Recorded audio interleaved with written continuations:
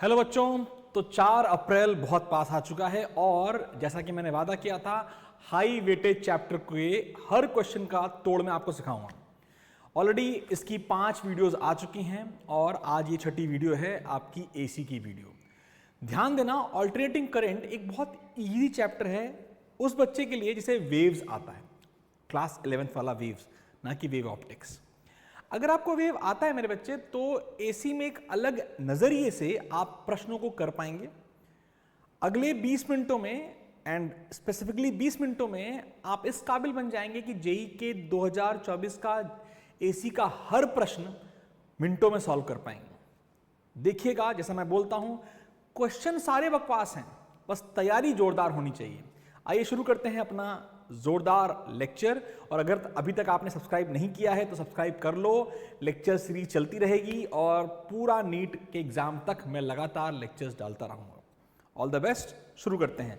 And before I proceed, pen paper चाहिए, pen से लिखना चाहिए। जो मैं सिखाता हूं अगले इनिशियल पार्ट में, उससे पूरा एसी कवर हो जाएगा, ये गारंटी है। तो उसके लिए पेन पेपर लेके बैठो। चलिए शुरू करते हैं।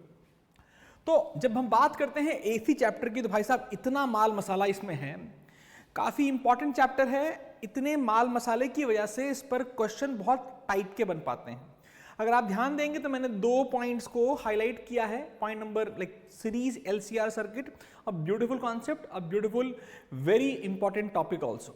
फिर आता है बेटा transformers. This was not so important once upon a time, लेकिन अगर आप जेई 2024 का एग्जाम दे करके आए हैं और आपने सच में नोटिस किया है कि ट्रांसफॉर्मर पर इतने भयंकर प्रश्न मिले, इतने भयंकर नहीं, इतने रद्दी प्रश्न मिले, लेकिन क्योंकि आपने ट्रांसफॉर्मर को पढ़ा ही नहीं, तो भाई साहब आपकी बैंड बज गई और आपने वो प्रश्न छोड़ दिया। आप देखिएगा, केवल और केवल 2 से 3 मिनटों में मैं आपका ट्रांसफॉर्मर खत्म करा दूंगा और फिर आप हर प्रश्न को सॉल्व कर पाएंगे। आइए देखते हैं।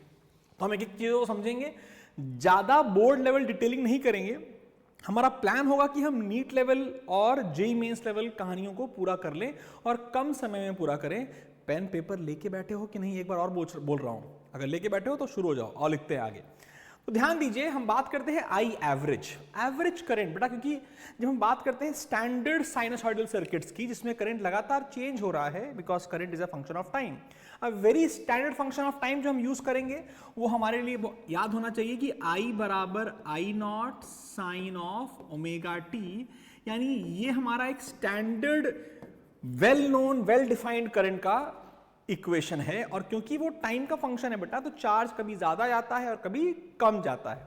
तो अगर आप बात करें एवरेज चार्ज की, तो बेसिकली ये मैथमेटिक्स का कॉन्सेप्ट है जो कि बहुत सिंपल तरीके से आप याद करेंगे। It is total charge upon total time, जैसे कि एवरेज हर एवरेज के साथ होता है। Total distance upon total time को हम बोलते हैं एवरेज स्पीड। और फॉर्मूला बहुत सिंपल है बेटा, integral I as a function of time D T upon integral D T, और जो भी टाइम इंटरवल हो, मैंने यहां से 0 से t लिखा है, कई बार टाइम इंटरवल t1 से t2 भी हो सकता है। फिर थोड़ी फीलिंग अगर होना बेटा, तो आपको मजा आ जाता है, आप प्रश्नों को जल्दी कर पाते हैं। याद रखिए, एक साइनसॉइडल सर्किट है और आई डी टी, ये जो याद करो, I integration I which is a function of time into d t, कुछ और है ही नहीं भाई साहब, it is the area under I t curve. तो अगर आपको एरिया निकालना आता है तो आप प्रश्नों को और जल्दी सॉल्व कर पाओगे। अगर कोई ट्रायंगुलर सीरीज आ जाती है, रेक्टेंगुलर वेव फ्रंट की सीरीज आ जाती है, तो एरिया निकालो भाई साहब, इतना इंटीग्रेशन मत करो। चीजों को याद रखो, चीजें बहुत हेल्प करती हैं। ये भी याद रखो कि बेटा average current in full cycle 0 क्यों होता है, क्योंकि ये पूरा एरिया पॉजिटिव है और नीचला एरिया नेगेटिव है, इसीलिए average current in full cycle is always 0, but it is not 0 for the half cycle. The value is important, it is twice of I not upon pi. याद रखना है, ये important है। इस पर डायरेक्ट प्रश्न मेरे बच्चों नीट वालों के एग्जाम में आ सकता है। जेई में आने के चांसेस कम है, लेकिन आपको प्रोसेस पता करना जरूरी है, ठीक है। फिर बात करते हैं आरएमएस, काफी इंपॉर्टेंट है बेटा, क्योंकि आरएमएस करंट आपको काबिल बनाता है कि एक ऑल्टरनेटिंग सर्किट को आप एक डायरेक्ट सर्किट की तरह बिहेव करा पाए। समझिए, what do you mean by RMS? तो रूट मीन स्क्वायर है, लेकिन कहानी अलग है। पहले आपने करंट लिया, करंट क्या किया, स्क्वायर एस, फिर क्या किया, ये जो बेटा ट्रायंगुलर ब्रैकेट है, इसका मतलब उसका मीन निकाला, यानी यही फॉर्मूला, यानी आई की जगह पर क्या, I as a function of time की जगह पर आई स्क्वायर का फंक्शन आ जाएगा। फिर सॉल्व किया मीन को और उसके बाद उसका अंडर रूट निकाल दिया, तो उसे बोलते हैं स्क्वायर मीन के बाद रूट, तो रूट मीन स्क्वायर। फिजिकली अगर आप समझो तो आरएमएस करंट का मतलब क्या है, बहुत सिंपल सी बात है बेटा। मान लो एक रेजिस्टेंस है जिसमें करंट फ्लो कर रहा है, let's say it is a variable current, let's say it is a sinusoidal current I naught sine omega T. इसमें कुछ समय में हीट डिसिपेट होगी। अगर मैं आपसे बोलूं कि कितना कांस्टेंट करंट सेम सर्किट में फ्लो करता कि रेजिस्टेंस में से भी सेम हीट डिसिपेट होती, तो उस करंट को बोलते हैं IRMS। ये बहुत इंपॉर्टेंट है, काफी काम का है, और मेरे बच्चों को फॉर्मूला बोर्ड्स पढ़ के आए हो तो याद होगा। IRMS is I naught by root 2। Derivation is not important, the formula is very important. Please याद करते रहिए, मजा तभी आएगा। ये पहली स्लाइड मैंने कोशिश करी है कि जल्दी जल्दी कराऊं, लेकिन अगर आपको लगता है, कई लोग बोलते हैं कि 2x पे देखो, लेकिन आई थिंक 1 पे देखोगे तभी मजा आएगा, बिकॉज मेरी स्पीड ऑलरेडी काफ़ी ज़्यादा होती है, I am working on it. लेकिन फिर भी जब हम बात करते हैं फेज रिलेशन की, अब फेज क्या है भाई? फेज ऐसे याद रखो बेटा, क्योंकि ये साइनसॉइडल सर्किट्स है, तो करंट की डायरेक्शन और ईएमएफ की डायरेक्शन के बीच का जो एंगल है उसे हम फेज एंगल कहते हैं। तो angle between current and EMF is phase. अब समझो, तीन बहुत इंपॉर्टेंट सर्किट एलिमेंट्स हैं, आपका रजिस्टर, इंडक्टर, कैपेसिटर। ये कैसे बिहेव करते हैं इन एसी, वो हमें समझ में आना चाहिए। तो अगर हम एक रेजिस्टेंस की बात करें, which is primarily very important, तो आपने ई नॉट साइन ओमेगा टी लगाया बेटा, तो करंट इससे गया। अब कुछ बहुत इंपॉर्टेंट बातें हैं डेरिवेशन में, ऑलरेडी हम नहीं जाएंगे, समझने की बातें हैं, लेकिन कि जब आपने ई नॉट साइन ओमेगा टी जब बेटा डाला, इसमें सप्लाई दी, तो जो करंट आता है बेटा वो होता है ई नॉट बाय आर, जिसको हम आई नॉट कहते हैं। तो आई नॉट क्या है? पीक करंट, और वो simply peak voltage upon resistance है। ब्यूटीफुल पार्ट ये है कि इसका जो फंक्शन आता है वो सेम आता है डेरिवेशन के तौर पे अगर किया जाए तो ई का फेज और आई का फेज सेम रहता है, and that is very very very important. इसलिए हम ये भी कह सकते हैं कि जो करंट है बेटा वो इंडिपेंडेंट रहता है। करंट का जो फेज है वो, current is not independent, current का फेज इज इंडिपेंडेंट। फेज की जो बात की जाए वो इंडिपेंडेंट रहता है ओमेगा के तौर पे। आई एंड ए सेम फेज में है। अगर मैं बोलूं कि मैंने बनाया अपना फेजर, फेजर मतलब वेक्टर फॉर्म में आप करंट और ईएमएफ को दर्शाते हैं, तो मेरे बच्चे अगर ये आपका ईएमएफ है, तो मेरे बच्चे आपका करंट भी इसी सेम फेज में रहना ही रहना है।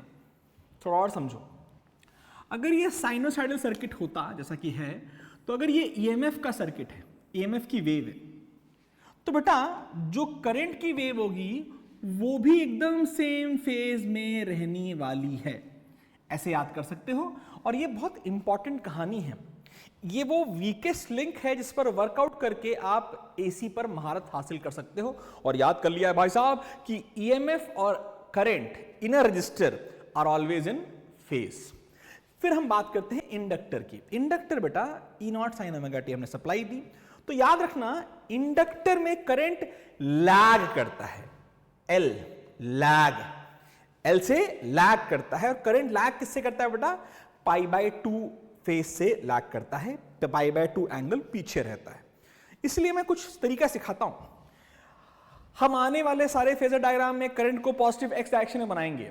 साथ साथ रिपीट कीजिए। हम आने वाले चाहे कोई सा भी हो, एल हो, सी हो, आर हो, एलसी हो, आरसी हो, एलआरसी हो, चाहे जो सा भी सर्किट हो, हम करंट को हमेशा पॉजिटिव एक्स डायरेक्शन में बनाएंगे। याद हो गया सर? पॉजिटिव एक्स में बना दिया। अब क्योंकि करंटवा पीछे है, किसमें? इंडक्टर में, तो वोल्टेज आगे होगा। कितना आगे होगा? 90 डिग्री आगे। तो अगर तुम्हें वोल्टेज पता है तो करंट 90 डिग्री पीछे, अगर तुम्हें करंट पता है तो वोल्टेज 90 डिग्री आगे। 90 मतलब π/2। Very good. यहां पर जो बेटा डेरिवेशन आता है उसमें आई की वैल्यू आती है ई नॉट बाय एक्सएल, और एक्सएल का डेरिवेशन भी करोगे जब, तो ई नॉट बाय ओमेगा एल होता है। इसी एक्सएल को, जिसकी यूनिट ओम्स बन जाती है, जिसको हम इंडक्टिव रेजिस्टेंस भी कहते हैं या इंडक्टिव रिएक्टेंस भी कहते हैं। तो मेरे बच्चे एक्सएल क्या है? ये resistance offered by an inductor to the AC है। तो ये से याद कर लिया हमने, E naught by XL. XL क्या है? Omega L. अब ये समझ में आ गया कि भाई ये ओमेगा एल यानी XL is directly proportional to omega. जितना आप ओमेगा बढ़ाते जाओगे उतना एक्सएल बढ़ता जाएगा। पर सर डीसी में तो ओमेगा 0 होता है, तो एक्सएलवा भी 0 होगा। तो अगर ये डीसी सप्लाई होगी तो भाई साहब तुम्हारा inductor will act like a conducting wire with 0 resistance. याद रखिए, जो बोला है याद रखिए, याद रखना है, बहुत इंपॉर्टेंट है। फिर भाई साहब आते हैं हमारे कैपेसिटेंस ओनली सर्किट पर। अब कैपेसिटेंस के सर्किट की अगर बात की जाए तो मेरे साथ फिर से दोहराइए, सर जी करंट को पॉजिटिव एक्स में बनाना है, और क्योंकि कैपेसिटर के केस में वोल्टेज लैग करता है तो नीचे आ गया। कितना लैग करता है? π/2 लैग करता है। अगर तुम्हें वोल्टेज पता है तो π/2 ऐड कर दो, करंट मिल जाएगा। अगर तुम्हें करंट पता है तो π/2 घटा दो, वोल्टेज मिल जाएगा। साथ में उसका एम्पलीट्यूड करंट का is again E0/XC। XC is called capacitive reactance. इसका मतलब है कैपेसिटेंस कितना ऑल्टरनेटिंग करंट में रेजिस्टेंस ऑफर कर रहा है, उसका एक मेजर। फॉर्मूला बड़ा जोरदार है। XC is 1/ωc, it is not directly, it is बोलते हैं रेक्टेंगुलर हाइपरबोला बना रहा है भाई साहब, यानी ओमेगा बढ़ाओगे तो कैपेसिटिव रिएक्टेंस घटेगा, याद रखना है। सर डीसी में ओमेगा 0 होता है तो XC भी इन्फिनिटी हो गया, यानी XC इन्फिनिटी, रेजिस्टेंस इन्फिनिटी, और रेजिस्टेंस इन्फिनिटी। तो in a DC circuit in the steady state capacitance acts like a, अगर समझ में आ गया है, ब्रोकन, कौन सा वायर? ब्रोकन वायर, तरवा तोड़ देना है भाई साहब, तभी क्वेश्चन करना है आगे। तो ये स्लाइड बहुत इंपॉर्टेंट है क्योंकि इसको ही हम आगे बिल्ड करेंगे। आप इसे फटाफट छाप लीजिए, मैं हट गया हूं, ठीक है। आइए फिर आगे बढ़ते हैं बेटा, हम एक एक सर्किट उठाएंगे, RL, LC और RC, उसके बाद हम LRC। अगर बेटा इंडक्टर को और इंडक्टर को आपके सामने देखिए क्या कर रहा हूं मैंने एक इंडक्टर लिया जिसका L है, मैंने एक रेजिस्टेंस लिया जिसका रेजिस्टेंस R है। ओमेगा दिया होगा तो सबसे पहले हमें XL निकाल लेना है, जिसको हम ओमेगा L कहते हैं। R भैया जी को फर्क नहीं पड़ता ओमेगा कितना है। अगर इतनी कहानी समझ में आ गई है तो आगे बढ़ते हैं, ध्यान दीजिएगा बेटा। हमने फिर से सप्लाई आपको दे दी E0 sin ओमेगा t। आगे बढ़ने से पहले फिर से वो बात दोहराइए, sir X positive X direction में करंट बनाएंगे, लिए बनाया करंट बनाया। और हम यहां पर जब फेजर डायग्राम बनाते हैं मेरे बच्चे, तो हमेशा पीक वैल्यूज के लिए बनाते हैं, तो उससे हमें फील अच्छा आता है। अब ध्यान दो, जिधर करंट होगा वोल्टेज इन रेजिस्टेंस, यानी हम इसे बोल सकते हैं ये जो वोल्टेज खाया भाई साहब, VR खाया, तो VR जो है वो हमेशा EMF, VR जो है वो हमेशा सेम फेज में रहेगा सप्लाई के। तो अगर मैं आपसे कहूं VR लिखो तो बेटा VR क्या हो जाएगा? VR हो जाएगा VR0 which is basically E0/R sin omega t। समझो ध्यान से, क्योंकि बेटा फेज तो सेम ही रहना है ना, फेज तो सेम ही रहना है, phase will not be different. याद रखने वाली बात है, क्योंकि जो EMF का फेज है वही करंट का फेज है, और वही करंट का फेज है तो वही आपके रेजिस्टेंस के भी वोल्टेज का फेज रहेगा।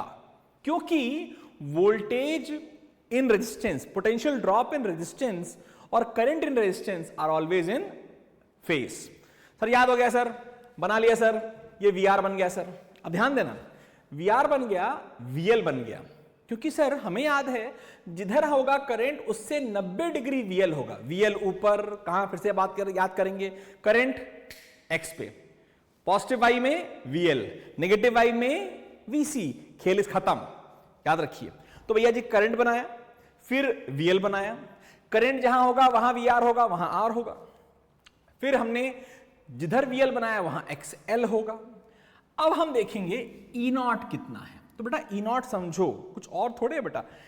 जो EMF है E0 क्या है, ये क्योंकि मैक्सिमम वैल्यूज हैं तो R0 एंड XL0 है, तो इट इज ये भी वेक्टर, ये भी वेक्टर, VR भी वेक्टर है, VR भी वेक्टर है, और VL भी वेक्टर की तरह ही ऐड करना है। तो net EMF will be under root of VR का स्क्वायर प्लस VL का square plus 2VR VL cos 90 गया चूल्हे में। तो ये हो गया ये फॉर्मूला। अब अगर हम E0 का फॉर्मूला लिखें तो E0 को हम लिखते हैं बेटा, E0 को हम लिखते हैं I times Z। EMF is I current into Z। Z is called impedance, very good. Impedance बेटा it is the net effective resistance of the circuit. अगर यहां पे तुम रखो आई जेड, यहां पे रखो आई वी आर और यहां पे रखो आई वी एल, आई को आई से मार दो तो भैया जी जोरदार चीज बन गई है सर जी। क्या बन गया है सर जी? इसे कहते हैं एक जोरदार फॉर्मूला जिसको आपको हमेशा याद रखना है, it is the impedance of an RL circuit. जहां पर अब हमें फेज निकालना है, ये एंगल निकालना है। अब ये एंगल कैसे निकलेगा भाई? देखो ये एंगल निकालना है फाई वाला, ये एंगल निकालना है जो यहां पर है। तो ये एंगल तो सिंपल है ना, वेक्टर वाला एंगल है। देखो tan phi is VL by VR, tan phi is VL by VR, क्योंकि सीरीज सर्किट है तो करंट सेम है, IXL by IR, I ने I को मार, XL by R, this is called your phase. tan phi, phi क्या है बेटा? बहुत इंपॉर्टेंट है जो कि आपको याद रखना है। फेज डिफरेंस बार बार पूछा जाएगा। थोड़ा फील आ गया है, जब हम दूसरा करेंगे तो और अच्छा फील आएगा।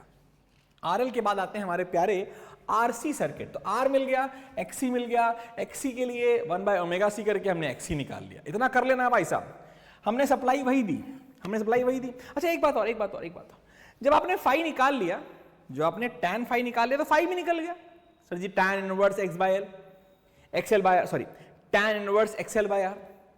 एक बार मेरे बच्चे तुझे फाई मिल गया, अब आपसे पूछा गया करंट बताओ। तो देखो ईएमएफ, क्योंकि ये एक इंडक्टिव सर्किट है तो ईएमएफ विल ऑलवेज लीड और the current will always lag. यानी अगर तुम्हें ईएमएफ पता है तो फाई एंगल पीछे कर दोगे तो करंट मिल जाएगा, और अगर तुम्हें करंट पता है और अगर फाई एंगल बढ़ा दोगे तो ईएमएफ मिल जाएगा। देखो आपको पता था ईएमएफ, तो ईएमएफ यहां है, तो करंट के लिए हमें फाई एंगल पीछे आना पड़ेगा, तो हम पीछे आ गए, लो हमारा आंसर आ गया जी। And E naught by Z, Z is the effective reactance or you can simply say impedance। ठीक है, चलो एक क्वेश्चन पूछ लेता हूं आपसे, बताओ भैया इंपीडेंस के इनवर्स को क्या बोला जाता है? What is the name given to the inverse of impedance in AC circuit? Comment बताइएगा, देखते हैं कितने लोग आता है जी। फिर हमारा आरसी सर्किट आ गया, एक बार हमें ईएमएफ मिल गया, हमने कहा भैया जी याद है एक्स पॉजिटिव एक्स में करंट बनाया, नेगेटिव वाई में कैपेसिटेंस बनाया, पॉजिटिव एक्स में क्योंकि करंट बनाया तो वहीं वीआर बनाओगे, और नेगेटिव एक्स में क्योंकि वीसी बनाया है तो वहीं पर हमारा एक्ससी भी आ जाएगा। अब ईएमएफ इनका वेक्टर सम है तो under root of VR square plus VL square, VR square plus VC square, VR square is, अब अगर हमें ईएमएफ से रेजिस्टेंस निकालना है या आपको इंपीडेंस निकालना है तो E बराबर आई आर रखते हुए आपके पास फिर से इंपीडेंस का फॉर्मूला आ गया under root of R square plus XC square. इस बार tan फाई होगा XC by R, XC by R कैसे आया? VC by R, V R, VC is I into XC upon I into R, I ने I को मार दिया भाई साहब, तो एक्सी बाय आर हमारा tan फाई हो गया। एक बार tan फाई मिल गया, फाई मिल गया। अब मजेदार बात समझो, तुम्हारे पास ईएमएफ है और तुम्हें करंट पर जाना है, तो क्या तुम फेज फाई बढ़ा दोगे तो मिल जाएगा? यस। इसीलिए यहां पर समझो, यहां पर करंट लीड्स, क्योंकि ये है तो बेटा एक कैपेसिटिव सर्किट ही ना, रेजिस्टेंस के साथ कैपेसिटेंस है, तो ये कैपेसिटिव सर्किट है और कैपेसिटिव सर्किट में करंट हमेशा लीड करता है, याद रखो प्लीज। अब आते हैं जोरदार कॉन्सेप्ट पे, जिसे हम बोलते हैं एलसी सर्किट। क्यों है जोरदार समझो। अब भैया इसकी इंपॉर्टेंस बहुत है, इस पर मस्त क्वेश्चन आते हैं, इस पर कहानी बड़ी इंपॉर्टेंट है, समझना। आर है ही नहीं, हमने आज चूल्हे में गया, अगर आर नहीं है तो करंट कहां से लिखोगे या करंट की बात कहां से करोगे, भूल जाओ। तो बेटा एक्सी और एक्सएल या एल और सी करते क्या है? बोलते भाई देख कैपेसिटर तू चार्ज हो जा, एक बार तू चार्ज हो जाएगा तू एनर्जी को स्टोर कर ले, अब तू मेरी तरफ एनर्जी को फेंक, तो हम एक काम करेंगे कैच एंड कैच खेलेंगे, कुछ तू एनर्जी रख कुछ मैं एनर्जी रखूं और नेट एनर्जी हमारा सम होगा। कभी ऐसा भी होगा जब मेरे पास मैक्सिमम एनर्जी होगी तेरे पास शून्य एनर्जी होगी, और कई बार ऐसा होगा तेरे पास मैक्सिमम एनर्जी और मेरे पास एनर्जी शून्य होगी। इतना कॉम्प्लेक्स नहीं करते, इंपॉर्टेंट तरीके से समझते हैं, क्योंकि हमने समझा करंट नहीं है, चूल्हे में गया, वीएल ऊपर वीसी नीचे, हमें पता है वीएल ऊपर तो एक्सएल ऊपर और वीसी नीचे तो एक्सी नीचे, ये कहानी पता है। अब अगर बेटा एक्सी एक्सएल यहां है और एक्सी यहां है, based on the values XL और एक्सी की वैल्यू के हिसाब से बेटा, अगर एक्सएल मोर देन एक्सी हो गया तो इंपीडेंस, जो नेट इंपीडेंस है वो क्या है, वो बेटा एक्सएल माइनस एक्सी हो गया, सीधी सी बात है। और अगर net impedance XL minus XC हो गया तो जो तेरा नेट वोल्टेंशियल आएगा बेटा वो ऊपर की तरफ आएगा यहाँ, और हमारा जेड तो एक बार नेट ईएमएफ आ गया, करंटवा तो वहीं रहना है पॉजिटिव एक्स में, तो यहां पर ईएमएफ विल लीड। तो अगर एक्सएल एक्सी से बड़ा है तो करंट लीड करेगा, अगर एक्सएल एक्सी से छोटा है तो अगर एक्सएल एक्सी से बड़ा है तो ईएमएफ लीड करेगा, लेकिन अगर एक्सी एक्सएल से बड़ा है तो करंट लीड करेगा, जैसा कि कैपेसिटिव और इंडक्टिव सर्किट में होता हुआ आया है। इतना छाप लिया, याद कर लिया। अब कुछ और बात समझें बहुत ध्यान से बेटा, क्योंकि एनर्जी है वो कैपेसिटर में ऑक्सीलेट करती है, कभी कैपेसिटर के पास कभी इंडक्टर के पास। तो मेरे बच्चे जो एनर्जी स्टोर होती है, फॉर्मूला बहुत सिंपल है, जो कैपेसिटर के अंदर एनर्जी स्टोर का फॉर्मूला है वो हाफ CV स्क्वायर है, और जो एनर्जी इंडक्टर के अंदर स्टोर का फॉर्मूला है वो हाफ LI स्क्वायर है। ये बात याद रखो बेटा, एक समय ऐसा आएगा जब V across capacitor is completely the V supplied, और उस समय सारी एनर्जी किसके पास है, कैपेसिटर के पास है। तो जो V दिया गया है अगर वो V0 हो जाए तो पूरी एनर्जी कैपेसिटर के पास है, और वही नेट एनर्जी है, बिकॉज इंडक्टर के पास उस समय जीरो एनर्जी है। याद रखिए, क्योंकि उस समय rate of change of current खत्म हो जाता है, और इसीलिए इंडक्टर के पास कोई एनर्जी नहीं रहती है, ये याद रहना चाहिए। सबसे बात इंपॉर्टेंट है, ये दोनों फॉर्मूले याद होने चाहिए। अब अगर कई बार आपसे पूछ लेते हैं, पूछा गया है 2024 में, अगर आपको याद आ रहा हो तो जरा प्रश्न कमेंट जरूर कीजिएगा, अभी सॉल्व भी कराएंगे आपको, कि कभी आपसे पूछा जाए कि एलसी सर्किट में मैक्सिमम करंट क्या होगा, तो मैक्सिमम करंट यानी कि हाफ एल आई मैक्स का स्क्वायर क्या हो जाएगा बेटा, हाफ एल आई मैक्स का स्क्वायर। आई मैक्स मतलब एनर्जी मैक्सिमम, और एनर्जी मैक्सिमम होगी कितनी, हाफ CV स्क्वायर के बराबर होगी, हाफ CV स्क्वायर, V जो कि सप्लाई किया गया, हाफ ने हाफ को मार दिया, L को नीचे आ गया, अंडर रूट कर दिया, तो आई मैक्स का ये फॉर्मूला बन गया। जेई पूछेगा जरूर भैया अप्रैल में, तो ये फॉर्मूला आपको याद रहना चाहिए, ठीक है। फिर आगे बढ़ते हैं बेटा, without wasting much of time, हम अपने जोरदार कॉन्सेप्ट पे आ गए जो कि हलवा है। आर था, एक्सएल था, एक्सी था। आर इधर जहां करंट है, एक्सएल उधर जहां VL है, और एक्सी नीचे जहां VC है। इतनी कहानी कंप्लीट हो गई। अब बेटा समझो, फील करो, अगर VL की वैल्यू VC से ज्यादा है, मान लिया केवल समझने के लिए, फर्क नहीं पड़ेगा अपने फॉर्मुलेशन में, कभी अगर उल्टा भी हुआ तो हमारा फॉर्मूला कहीं जाएगा नहीं, सही आंसर आएगा, लेकिन सॉल्यूशन समझो। अगर VL VC से बड़ा है तो VC को गायब करो और एक नया पोटेंशियल बना लो, VL माइनस VC। तो अगर आप तुम समझ पा रहे हो, ध्यान से देखना, ध्यान से देखो मेरे बच्चे, ये वाला जो है ना, ये VL माइनस VC हो गया, और ये VR को तो ढेला फर्क नहीं पड़ रहा, मैं तो यहीं बैठा हूं। जो नेट EMF है वो इन दोनों का वेक्टर सम है, तो ये VR का square into VL minus VC का स्क्वायर का अंडर रूट, क्योंकि एंगल अभी भी 90 डिग्री है। अब तुम VR की जहां पर IR लिख दो, VL की जहां पर IXL लिख दो, VC जहां पर IXC लिख दो, तो आपको मिलता है एक जोरदार फॉर्मूला जो कि आपको याद होगा, गारंटीड याद होगा, 12th में पढ़ाते ही क्या है, यही फॉर्मूला पढ़ाते हैं बार बार। तो ये वो इंपीडेंस है जिसको हम बोलते हैं सीरीज LCR सर्किट। अगर कई बार बेटा XL XC से छोटा भी हो गया तो क्योंकि वो स्क्वायर है तो कोई खासा फर्क नहीं पड़ता, बट फेजर में फर्क पड़ जाएगा। समझो कैसे, जब VL VC से बड़ा है तो बेटा EMF लीड करेगा, तो करंट लैग करेगा। तो एक बार तुम्हें E पता है तो करंट में फाई माइनस करना पड़ेगा। लेकिन अगर उल्टा होता, अगर यहां पर कहीं आ रहा होता ये चीज, तब बेटा क्या होता, EMF यहां होता और फिर उस समय करंट लीड करता फील के साथ। अब समझो बेटा, अगर हम थोड़ी फीलिंग के साथ करें तो हम केवल अगर बात करें तो VR तो वही रहेगा, VR will be V0 R sin omega T, क्योंकि फेज सेम रहता है जो आपने सप्लाई किया एक तरीके से। फिर बेटा VL क्या है, V0 sin omega T plus π/2, क्योंकि वो π/2 आगे रहता है, और सिमिलरली VC क्या है, V0 sin omega T minus π/2। याद रखो, इंपॉर्टेंट है।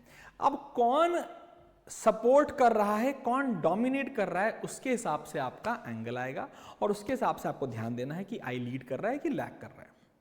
याद रहे, अगर वो इंडक्टिव सर्किट है, इंडक्टिव यानी इंडक्टेंस की वैल्यू यानी एक्सएल की वैल्यू एक्सी से बड़ी है, क्योंकि अगर एक्सएल एक्सी से बड़ा है तो आई एक्सी से बड़ा होगा, है ना बेटा।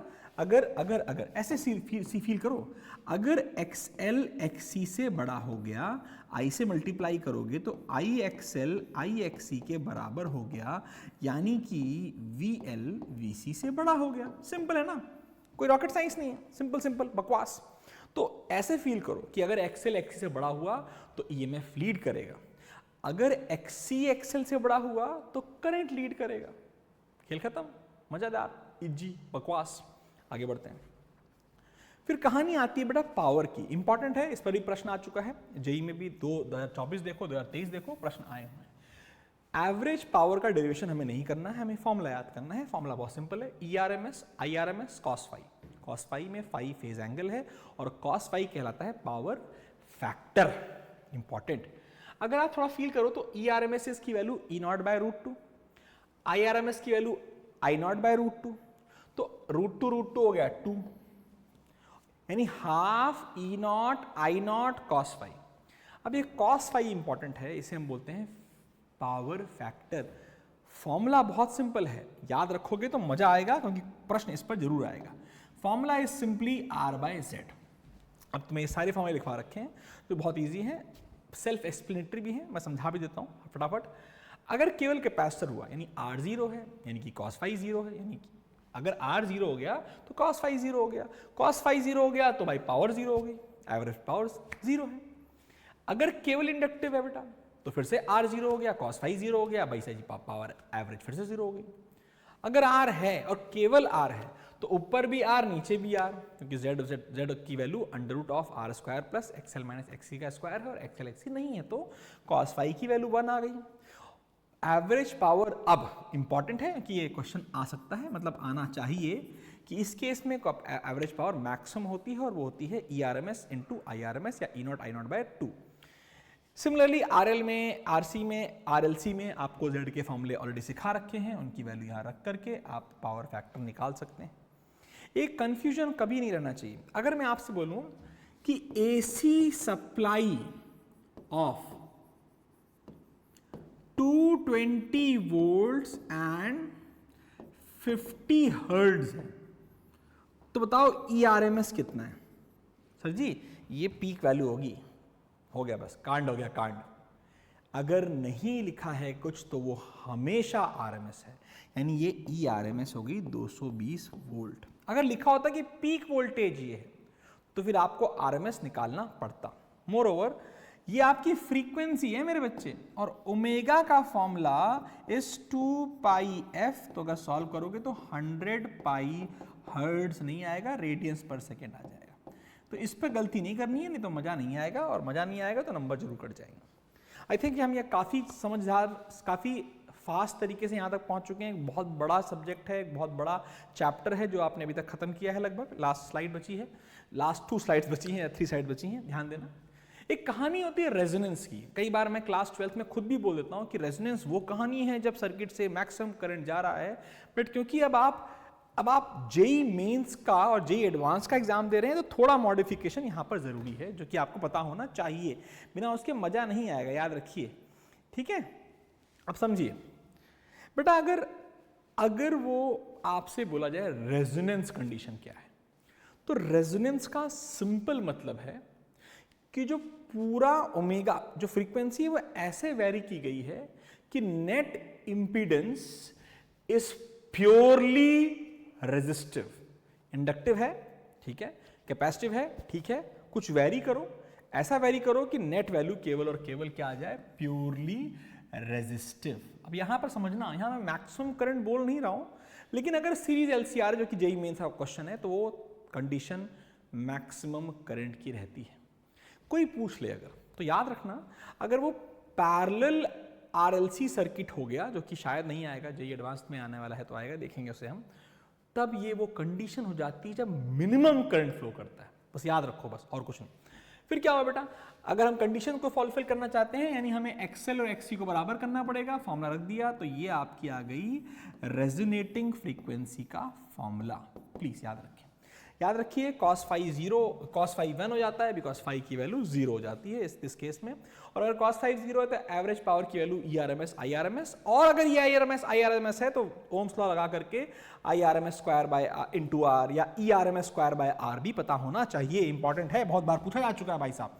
फिर लास्ट में ये भी याद रखो क्योंकि एक्सएल और एक्ससी बराबर है तो बेटा VL और VR भी बराबर है, यानी जो नेट ईएमएफ यूटिलाइज करने वाला बंदा है ना वो केवल रजिस्टर है, यानी उस समय VR की वैल्यू E0 के बराबर हो जाती है।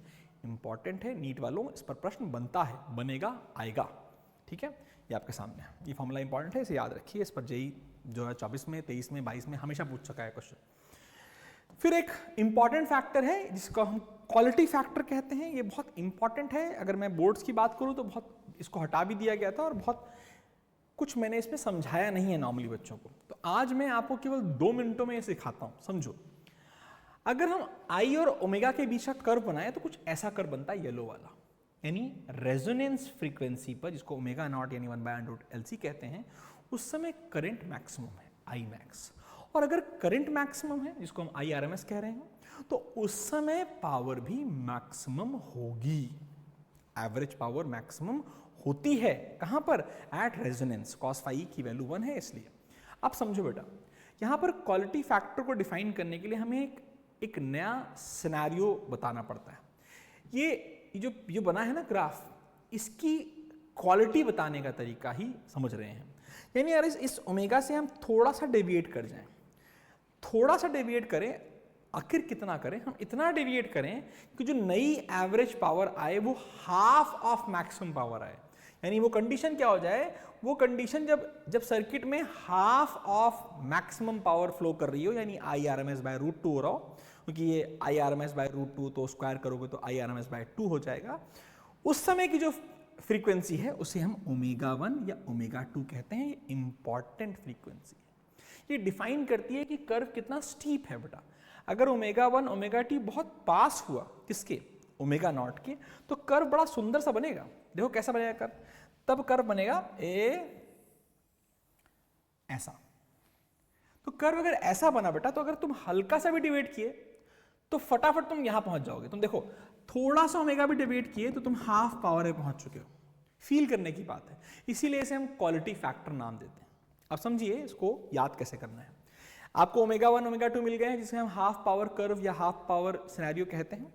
अब समझिए डेल्टा ओमेगा निकालना है, इसे हम बैंडविड्थ कहेंगे। तो जो हाफ पावर की फ्रीक्वेंसीज हैं उनकी विड्थ को हम बोलते हैं बैंडविड्थ, डेल्टा W। इसका फॉर्मूला, इसको डिराइव नहीं करना है, इट इज R/L, एकदम छाप लो दिमाग में, R/L।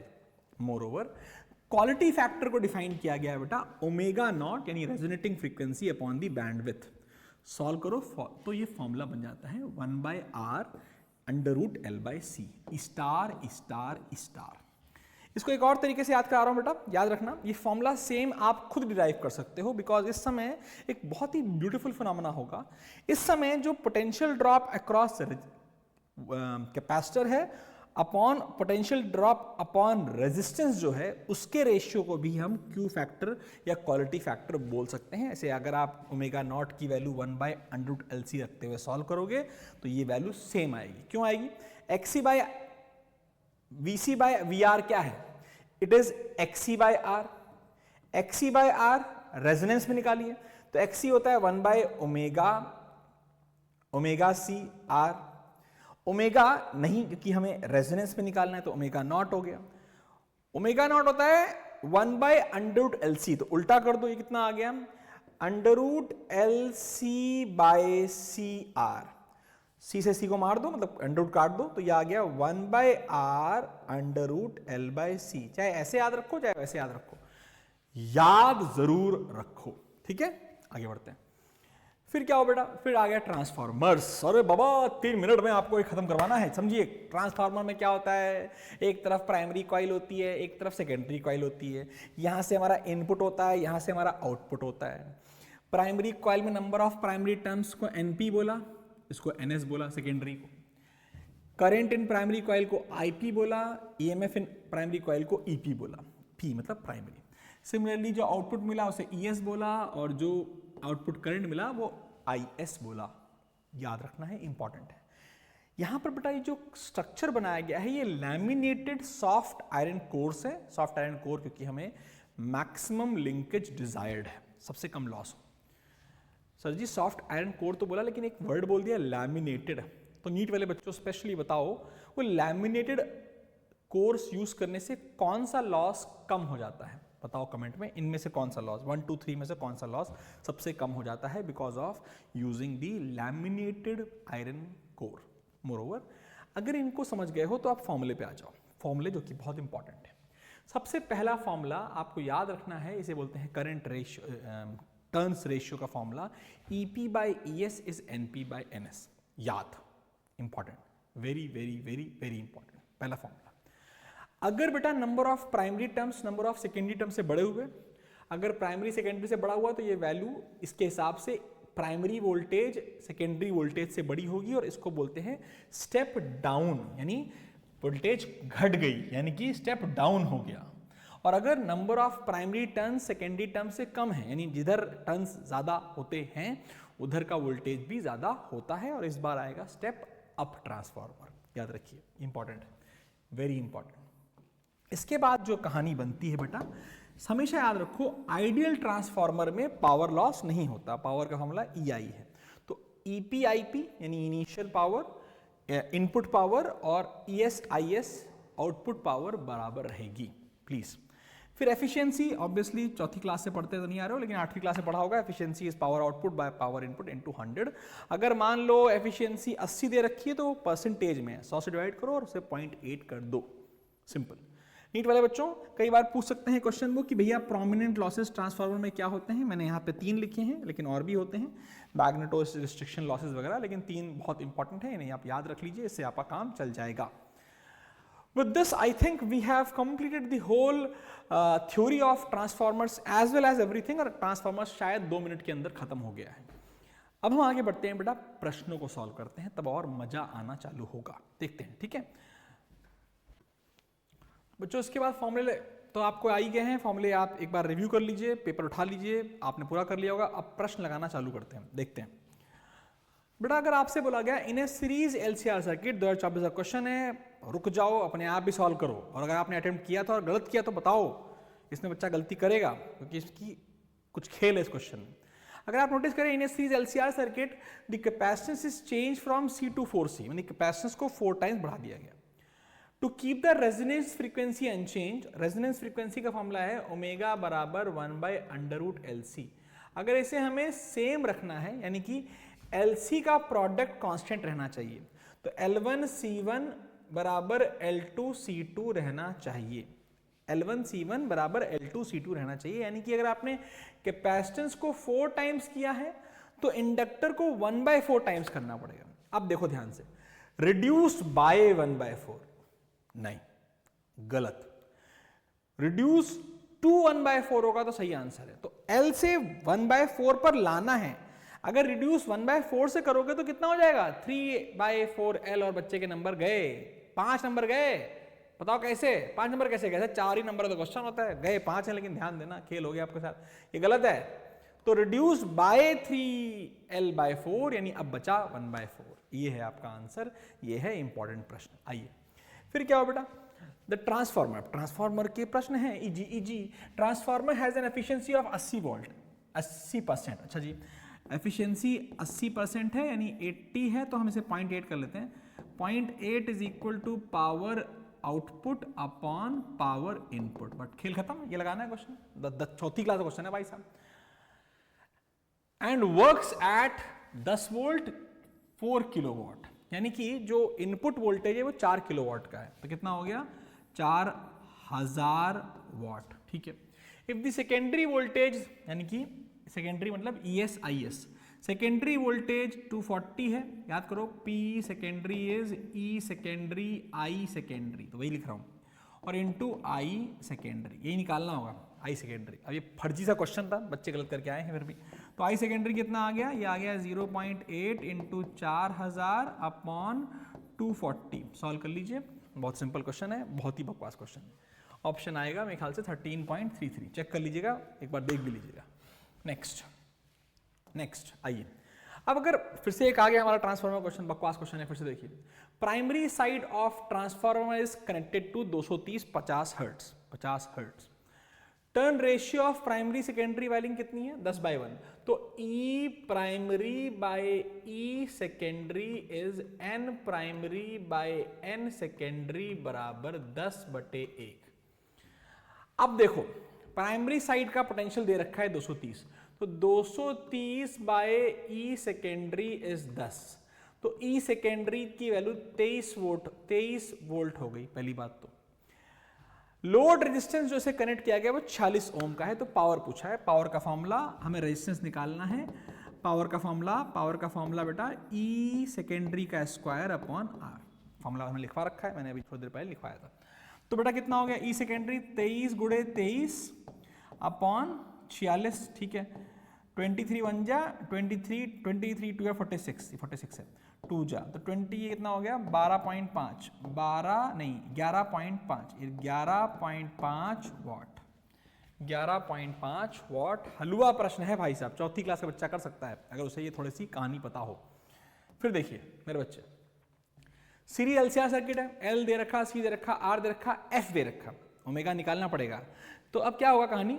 अब कहानी ये है, तो पावर फैक्टर पूछा गया है सर्किट का। पावर फैक्टर का फॉर्मूला है cos फाई, cos फाई है, cos फाई की वैल्यू याद हो चुकी है सर, R/Z है, R/Z है, और Z की value sir √R² plus XL minus XC का स्क्वायर है। अब ये फॉर्मूला लगाओ, सॉल्व करो, बताओ कितना आता है, खुद सॉल्व करो, बताओ मुझे आंसर कितना आता है क्वेश्चन नंबर 4 का।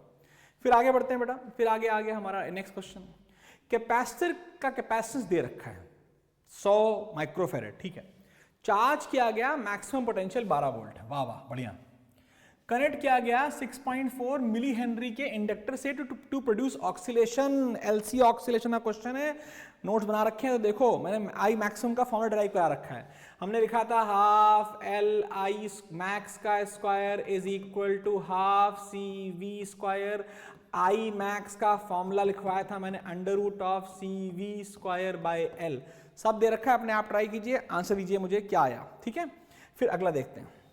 अब देखो बेटा, इन्होंने एसी सर्किट वोल्टेज दे रखा है और ईएमएफ दे रखा है, फेज डिफरेंस मिल गया, और करंट जो दे रखा है बेटा वो मिली एम्पियर में, ध्यान देना। द एवरेज पावर पूछा है, बहुत इजी है ना भाई। देखो पहले तो बताओ फाई कितना है? फाई बेटा π/3 है। अब क्वेश्चन सॉल्व करना बड़ा आसान है। तो बेटा पावर एवरेज निकालो। पावर एवरेज का फॉर्मूला है E0/√2 I0/√2 cos phi. E0 कितना है बच्चे? 100/100 × 100, लेकिन ये मिली एम्पियर है तो इंटू 10⁻³ भी कर दो, अपॉन 2 भी कर दो। cos π/3 60, यानी कि 1/2 हो गया, बहुत बढ़िया। तो 4 और इसे 25 से मार दो, अब कितना हो गया? 1 2 और 1 बच गया, 2.5 वाट। कितना आ गया? क्योंकि 1 बच गया ना, 2.5 वाट तेरा आंसर है मेरे बच्चे। इजी क्वेश्चन है, बहुत ही बकवास क्वेश्चन है। आगे देखते हैं अगला। मजेदार तो नहीं, बहुत ही बकवास क्वेश्चन है एक और, देखिए ध्यान से। आपको क्या दिया गया है? प्राइमरी कॉइल या ट्रांसफार्मर की 220 वोल्ट एसी प्राइमरी या सेकेंडरी टर्न्स दे रखे हैं। प्राइमरी टर्न्स 100 हैं, सेकेंडरी 10 हैं। सेकेंडरी कॉइल ऑफ ट्रांसफार्मर को 2 सीरीज रेजिस्टेंस में बांट दिया गया है। तो आउटपुट वोल्टेज पूछा है, ये V0 पूछा है, इसके अक्रॉस कितना वोल्टेज होगा ये देखना। देखते हैं ना, E primary by E secondary is N primary by N secondary, और लगाते हैं। 220 प्राइमरी है, अच्छी बात है। सेकेंडरी हमें नहीं पता है, बहुत अच्छी बात है। प्राइमरी का 100 है, सेकेंडरी का 10 है, तो E सेकेंडरी तो आ गया 22 वोल्ट। अब बेटा 22 वोल्ट आ रहा है और यहां पर 15/7, ये भी साले 22, ठीक है, बहुत बढ़िया। तो करंट जो आएगा वो इस तरीके से बटेगा बेटा, क्योंकि करंट एक तरीके से सीरीज सर्किट बन रहा है। तो 15 वोल्ट ये खा जाएंगे और 7 वोल्ट ये रखेंगे। खुद सोचो, बहुत सिंपल क्वेश्चन है।